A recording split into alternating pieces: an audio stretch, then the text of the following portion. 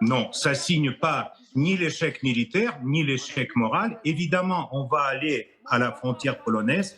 Évidemment, pour moi, j'en suis sûr et certain que l'Ukraine, tel qu'il est aujourd'hui, n'existera plus. Et donc, évidemment, on va mettre la fin à cette guerre, mais Ça veut dire quoi, pardon? Que soyez précis sur votre but de guerre n'existera plus. Ça veut dire quoi? Ça veut dire que vous voulez l'annexer entièrement comme vous l'avez fait par la force de la Crimée? Ça reste votre rêve? C'est pas la rêve. On veut pas annexer l'Ukraine, mais c'est ce qu'on veut, c'est que l'Ukraine reste un pays neutre, n'est pas membre de l'OTAN et n'est pas membre de l'Union européenne. Mais l'Union européenne va se terminer aussi comme l'Union soviétique assez vite. Mais l'essentiel pour nous, c'est notre sécurité de notre État. Et on a proposé à plusieurs reprises, et aux Américains et à l'OTAN, de mener les négociations sur la sécurité russe. Cette proposition a été refusée. Donc là, maintenant, on va, avec les moyens militaires, assurer la sécurité de la Russie. Mais monsieur Quand je dis la Tolstoï, sécurité de la Russie, c'est très simple.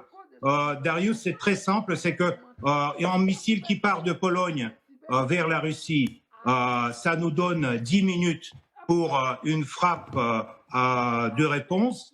La missile qui part de la territoire ukrainienne, ça nous laisse 3 minutes.